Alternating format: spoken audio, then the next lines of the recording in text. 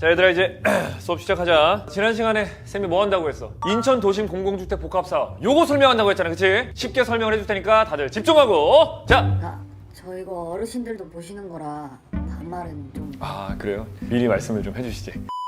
자, 여러분, 제가 아주 귀에 쏙쏙 박히게 설명을 해드릴 테니까 걱정하지 말고 따라오세요. 팔로우 미!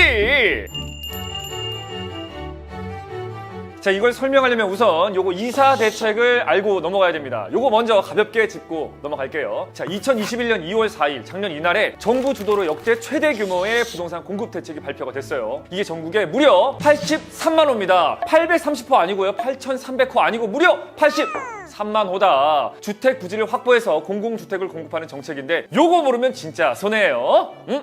그럼 도심 공공주택 복합사업이 대체 뭐냐? 자, 여러분에게 쉽게 알려드리겠습니다. 역세권이나 중공업지역, 저층주거지를 대상으로 하는데 이 중에 민간 사업으로는 개발이 어려운 곳, 이런 곳을 공공이 직접 참여하는 거예요. 그래서 우리에게 좀 더 퀄리티 높은 주택을 제공하고 도시기능 회복을 위한 거점 조성을 동시에 추진하는 사업이다. 이렇게 생각하시면 되겠습니다. 자, 그럼 이쯤에서 이 민간이랑 공공이 뭐가 다른지 궁금하시겠죠? 민간에서 시행하는 일반적인 사업은 이 도시 및 주거환경정비법을 적용받는 사업으로 대표적인 사업으로는 재개발, 재건축 사업이 있고요. 그리고 IH가 시행하는 도심 공공주택 복합 사업은 이 공공주택 특별법을 적용받는 사업이에요. 이 두 가지 사업은 적용받는 법 자체가 다르기 때문에 시행 방식이나 여러분에게 제공되는 혜택이 다를 수밖에 없습니다. 민간에서 시행하는 사업의 경우는 부지 소유권을 토지 등 소유자가 계속 유지를 하고 있기 때문에 이 사업은 여러분들이 조합도 직접 결성하고 조합이 시행자가 돼서 사업을 추진하고 사업 전반에 이르는 모든 부분을 하나하나 신경 써야 한다는 점. 자, 그런데 이 과정에서 수많은 이해관계자가 생겨서 이를 조정하는데 시일이 무척 많이 소요되기도 하고 또 그로 인해서 사업 기간이 지연될 경우 조합원들의 분담 금액이 당초보다 증액되는 사례도 있었다. 또한 투기 수요가 유입되는 부작용도 있고요. 자, 그리고 만약에 일반 분양하는 주택이나 상가가 미분양이 발생했을 경우 이에 대한 손실도 조합원들이 분담을 해야 됩니다. 자, 반면에 IH가 시행하는 사업은 여러분들이 동의를 해주시기만 하면 공공이 부지 소유권을 넘겨받아서 부지를 확보하고 사업을 시행하는데, 자, 이때 동의를 해주신 분들께는 추후 공공주택 또는 상가의 우선 분양권을 드리는 거예요. 게다가 공공주도로 사업을 진행하니까 사업이 좀 더 투명하게 진행될 수 있답니다. 자, 그리고 제일 중요한 부분인데요. 자, 요거는 별이 몇 개?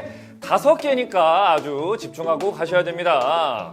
별 5개. 제가 아까 민간 시행과 공공 시행은 적용받는 법이 다르다고 말씀을 드렸습니다. 그래서 공공에서 시행한 이 도심 공공주택 복합 사업은 기존 민간에서 진행하는 사업과 비교해서 엄청나게 혜택이 주어져요. 바로 파격적인 용적률 완화! 빠밤! 자, 여기서 용적률이란 이 부지 면적에 대한 지상층, 건축 역면적의 비율로 개발 밀도를 가늠하는 척도를 말한다. 자, 용적률이 높아지면 같은 대지에 더 많은 주택을 지어서 공급을 할 수 있고 사업성이 높아지는 게 가장 큰 장점이라고 할 수 있습니다. 사업성이 높아지면 원주민들의 분담금도 줄어드는 장점이 있다! 요거 굉장히 중요하겠죠. 자, 이 사업은 뭐다? 복합 사업이다. 자, 역세권의 주거와 상업을 복합화시키는 거. 자, 역세권에 뭐하고 뭐? 주거와 상업을 복합화시킨다. 즉 다시 말해서 주거시설을 건립하여서 인구를 유입시키고 상업시설을 조성해서 상권을 활성화시킨다. 자, 그래서 궁극적으로 지역을 활성화시키는 것이 바로 이 사업의 핵심 되겠습니다. 참 쉽죠?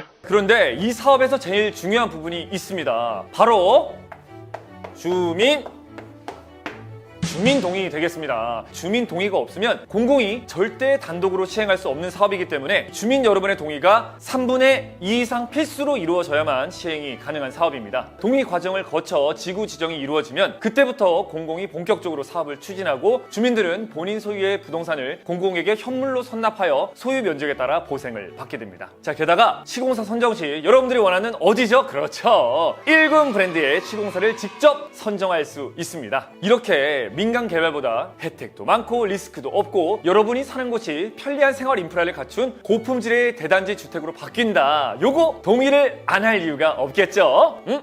현재 IH가 진행하고 있는 도심 공공주택 복합사업은 제물포역 북측과 굴포천역 남측 그리고 예정으로는 도화역 북측까지 이렇게 3곳인데요. 제물포역 북측은 이미 2022년 2월 9일에 지구 지정이 되었고요. 25년 착공 후 입주까지 5년 이내에 완료를 할 계획입니다. 굴포천역 남측은 금년 내 주민동의 3분의 2 이상을 확보해서 26년 착공 후 입주까지 5년 이내에 완료를 할 계획이라고 하네요. 제물포역 북측에는 무려 3,410세대. 와, 많다, 그죠? 그리고 굴포천역 남측에도 많은 2,530세대로 대규모의 공급이 이루어질 예정이라고 하니까 다들 발빠르게 움직이셔야 될 것 같습니다. 특히나 우리 인천에서 진행하는 도심 공공주택 복합 사업은 주택 공급만으로 끝나는 게 아니라 주민들이 필요로 하는 기반 시설과 생활 SOC 등도 함께 조성이 되기 때문에 주민들의 정주 여건이 큰 폭으로 개선될 수 있는 사업이 될 겁니다. 자, 오늘은 이렇게 인천 지역의 도심 공공주택 복합 사업에 대해서 간단하게 설명을 해드렸는데 어떻게 도움이 되셨나요? 다음 시간에는 전문가분을 모셔서 사업의 이점, 일반 정비 사업과의 차이점, 사업 추진 절차와 같이 여러분들께서 궁금해하시는 내용들을 얘기해 볼 테니까 또 기대해 주시고요. 마지막으로 여러분들이 참여로 이루어지는 댓글 이벤트 빠밤! 정답을 맞추신 분들께는 소정의 상품을 드리겠습니다. 자, 인천도시공사가 진행하는 이 도심 공공주택 복합 사업 대상지는 총 3곳입니다. 각각 무슨 역일까요?